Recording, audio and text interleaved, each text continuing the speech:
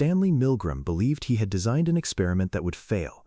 He believed it so completely that when he asked his colleagues at Yale to predict the outcome, every single one of them agreed with him. Ordinary Americans, the psychologist said, would not deliver dangerous electric shocks to a stranger. Maybe 1 or 2 would, less than 1%.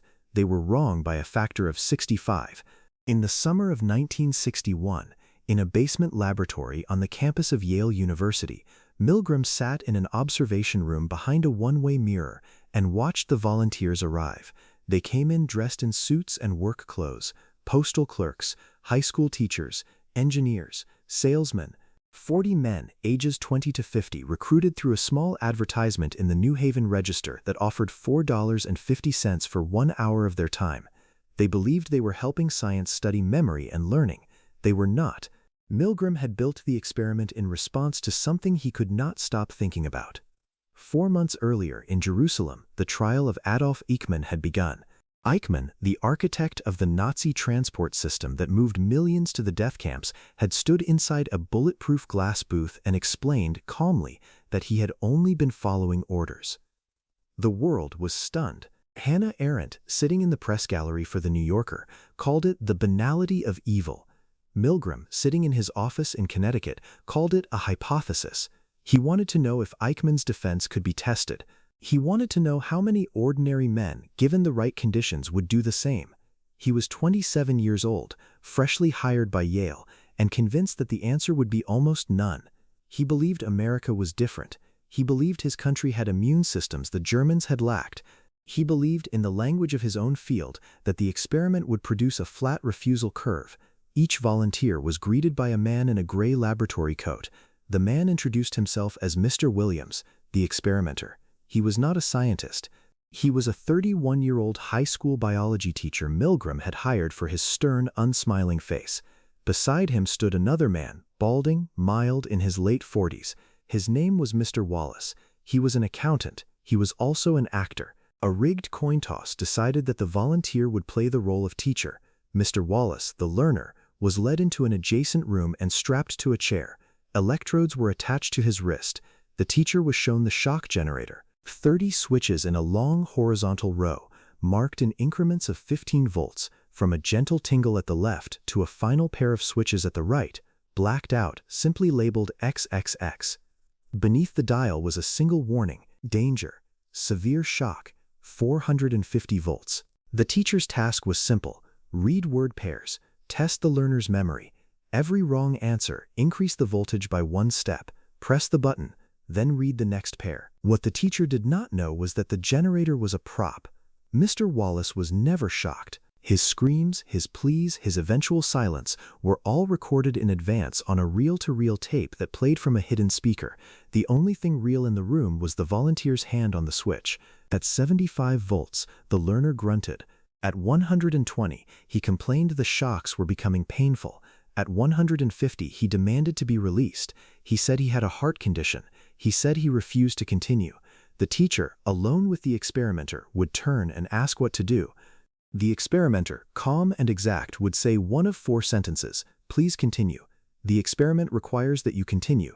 It is absolutely essential that you continue. You have no other choice. You must go on." By the time the dial reached 300 volts, the learner was pounding on the wall. By 335, he had gone silent. The instructions said that silence counted as a wrong answer. The teacher was to keep pressing. Milgram had asked his Yale colleagues to predict how many of the 40 subjects would administer the final 450-volt shock. The average prediction was 1 in 100. A psychopath, they said, a sadist, a statistical anomaly. The first man Milgram tested went all the way to 450. So did the next, and the next. By the end of the first round of experiments, 26 of the 40 men had pressed every switch on the board, 65%. They had heard another human being beg for his life, fall silent, and then, on instruction, they had continued shocking what they believed was an unconscious body. Not one of them stood up and walked out of the room. Not one of them attempted to check on the learner. Not one of them refused at the first protest, or the second, or the third.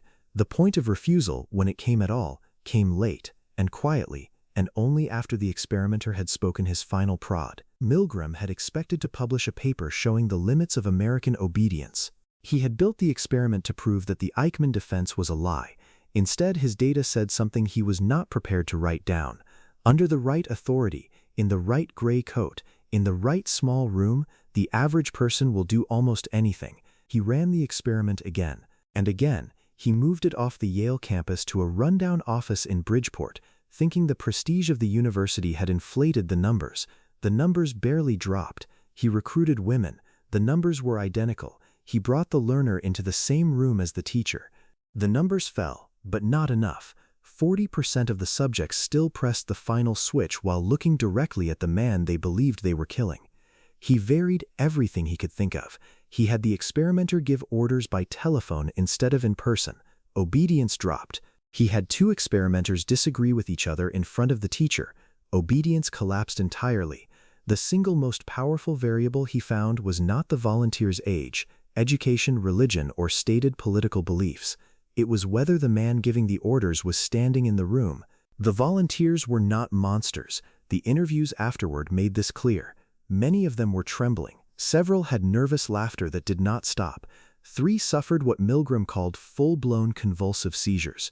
One man, a 39-year-old social worker, asked the experimenter, after the session ended, if Mr. Wallace was dead. He asked the question twice. He was not joking. For the rest of his career, Milgram would defend the experiment against ethics boards, journalists, and former colleagues who refused to speak to him. The American Psychological Association suspended his membership for a year. Yale denied him tenure. He never received another major research grant. He died of a heart attack in 1984 at the age of 51, still being asked to explain what he had found. What he had found is not, as is sometimes said, that people are evil. He found something stranger. He found that the structure of authority does not require force to function. It requires only a chain of small, reasonable-sounding instructions given by a calm voice in a room with a closed door. Each individual step seems too minor to refuse. By the time the volunteer realizes how far he has gone, the dial is already at 450. Milgram believed, when he designed the experiment, that he was building a test the subjects would pass. He believed Americans would refuse. He believed his own profession's predictions. He believed that the lessons of the war had been learned, and that ordinary people, given the choice, would say no. 65% of them pressed the button anyway. The other 35% did not press the final switch, but they pressed almost every switch before it. The line they refused to cross was not a line of conscience. It was a line of exhaustion. They were not heroes. They were tired. That was the finding Stanley Milgram never wanted to publish. That was the finding history is still publishing for him.